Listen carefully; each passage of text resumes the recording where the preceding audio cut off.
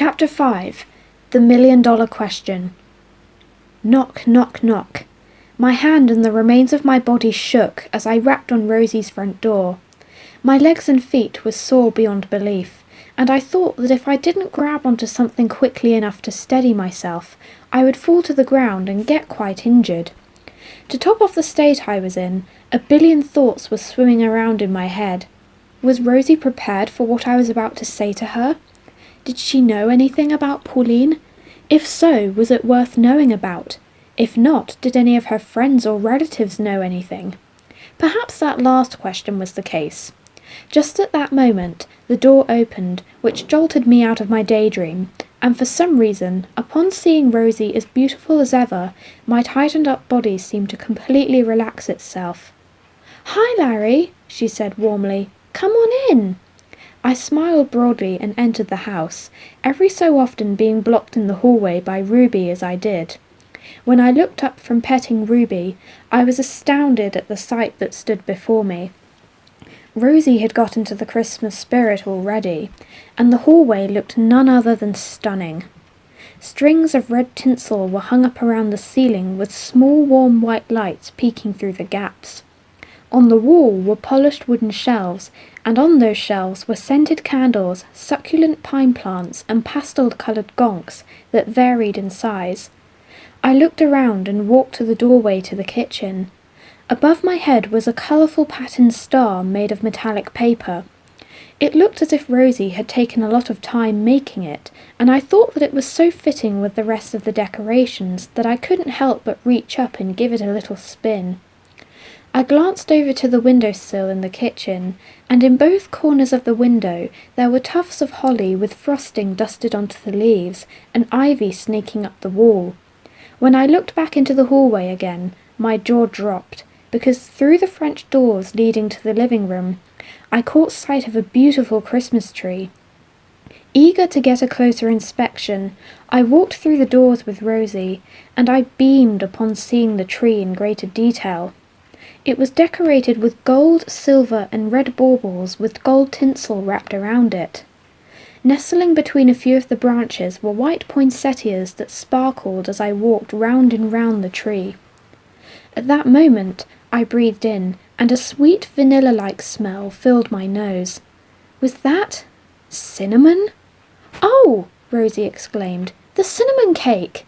She rushed to the kitchen, with me following her from behind, and it was then when I felt like I was floating. The peppery, sugary smell got stronger, and I felt like cinnamon was dribbling all over my tongue. Rosie carefully took the odorous delicacy out of the oven, while I gazed at her with the "please give me some" sort of look on my face. "Would you like some of this with a cup of tea?" Rosie asked. How in the world could I say no to a cup of tea and cinnamon cake? I was a kid, for crying out loud. My eyes lit up, and I rapidly nodded whilst licking my lips. I sat myself down on the couch with Ruby at my feet, and I waited for Rosie to finish preparing everything. Now that I was left alone in the living room, it gave me the opportunity to fall into a trance. Despite the fact that all the decorations and festive colours were meant to make me feel relaxed, my insides felt all tied up in knots again. I was partly nervous, but partly excited to talk to Rosie about how I felt. And oh, I so hoped that it would result in me learning a few things about my biological mother. A couple minutes later, I was brought back to life by Rosie walking back into the living room. She placed my cup of tea on the coffee table and a plate of cake on my lap, and she started drinking her own tea. Is everything okay at your place?" she asked me between sips. Up until that point, I was really enjoying the quiet, calm atmosphere in the room, especially the cinnamon flavour exploding in my mouth, but just at that moment, I was made so uncomfortable by the question that I said, "What?" "I asked if everything was okay at your place." Rosie chuckled. "I mean, if everything was cushy, then you probably wouldn't be here." I struggled on what to say next. I absolutely hated the times when I was trying to act like everything was fine, but I had no idea that I was failing miserably. "Look," I said, sighing, "I've been having a lot of thoughts about Pauline recently." Really? Yeah. My heart started pounding in my head. I was now ready to deliver this question that would make me either very happy or very sad. It would either help me or it wouldn't. Now, I have to ask you a really big question, I said, more serious than I had ever been before. Rosie leaned forward and gave me her full attention. What is it? She asked as I took a long and shaky breath. Do you know anything about Pauline? Rosie glanced around the living room and breathed in deeply. I looked on at her with all the hope in the world that it would be some sort of yes. Well, she said after a few moments of silence, I can't say I do. What? No! But perhaps my mum knows a couple of things about her. This lifted up my spirits a little, and I exclaimed, Oh, please can you ask her? I really want to know as much as possible. Rosie smiled and proceeded to pull out her phone. When she did this, I felt my heart rate rising up, and even more so when she scrolled to her contacts and pressed the dial button on her mum's name. As the ringing tone played, my head felt faint, and I shivered with a mixture of nerves and excitement. Hello, came a middle-aged female-sounding voice after about 10 seconds. Hi, Mum, Rosie replied. Do you want to say hi to Larry? He's here right now. I said hello to Rosie's mum, and for quite some time we got caught up in conversations about how our lives were, and I noticed that a couple of times I got a bit distracted and that I was wasting valuable time, so I signalled to Rosie to ask her mum the very question I had asked her. Rosie's mum was silent for a long amount of time before she said, Well... I waited in heavy silence, anticipating either yes or no, and I felt as if my soul was standing still for at least a couple of seconds.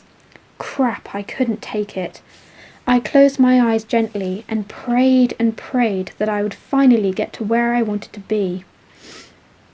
Look, I'm sorry, but no, Rosie's mum said.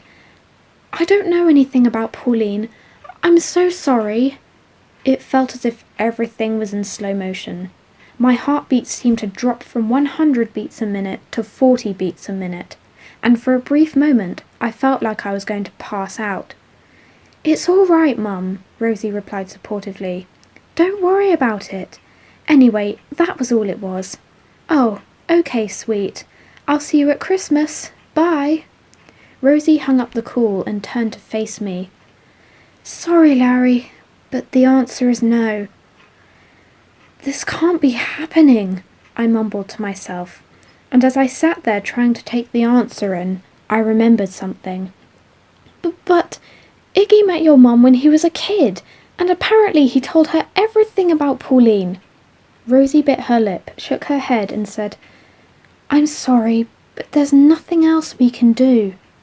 I nodded slowly and sighed dismally inside my head for what seemed like the 1000th time that minute. Knowing that little piece of information about Iggy meeting Rosie's mum, I thought that the answer was going to be yes, and I was really confused as to why it was the complete opposite. I was so bitterly disappointed. It was like I had worked up to this moment for months or even years, and I was so gutted that I had been given zero help. I guess I would have to find information on my own. Tears filled my eyes, and I turned away from Rosie so that she couldn't see, but unfortunately she must have still been able to, because she placed a comforting hand on my shoulder. Oh, sweetie, she sighed, rubbing me tenderly. This sent a warm feeling down my spine, and I felt safe that I was being comforted, and I turned round to look at Rosie, tears cascading down my face. I understand your pain, Larry. I just feel so awful, I spluttered. I'm just a desperate son. All I want is to get to know my own mum, and now I have to find information by myself, but I don't want to. Rosie furrowed her brow. I know, she said. I get that this is all really difficult to take in, and I get that you're desperate, but let me give you some advice. I wiped my nose on the sleeve of my coat. What's that?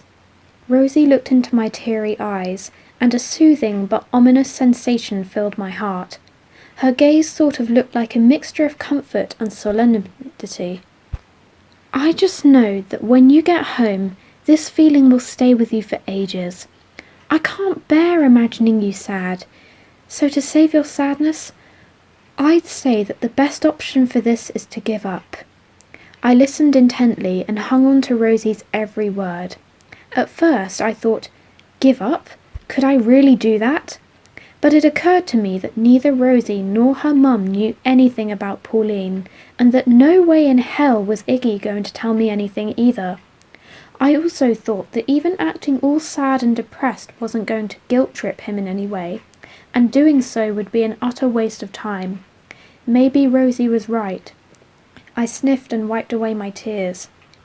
"Yeah, I suppose the best option is to give up. Thanks for trying to help me, though." "You are most welcome, darling," Rosie said. She gave me the gentlest kiss I had ever felt on my forehead and stroked my hair. "You'll be all right. Trust me on this." I nodded, and at that moment I felt my eyes stinging with happy tears. Rosie was being so empathetic and supportive, and I thought that it was so sweet that she understood my emotions. I stood up and exhaled loudly. "Look, I think I'd better go," I said. "Iggy's probably expecting me to come home for lunch in a minute." "Oh, all right, sweetheart. It was really nice of you to stop by."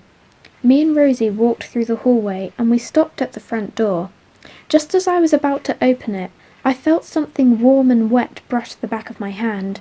Ruby had come to say goodbye to me, so I ruffled her golden furry ears and gave her lots of cuddles. As I opened the door, Rosie said something that sort of confused me. "I love—" Then she stopped. "Pardon?" I asked. "Oh, nothing. Don't worry about it," Rosie replied in a heartbeat. I stepped down onto the doorstep and gave Rosie a smile.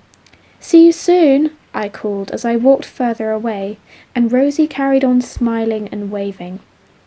What was the deal with her when I was at the front door? Why did she act all strange and on edge? Why did she go to say something and then stop? I suppose considering that was a way to take my mind off Pauline, because at least I wasn't sad anymore. Still, was Rosie okay? If not, then what was wrong with her? I guess I had to think about that.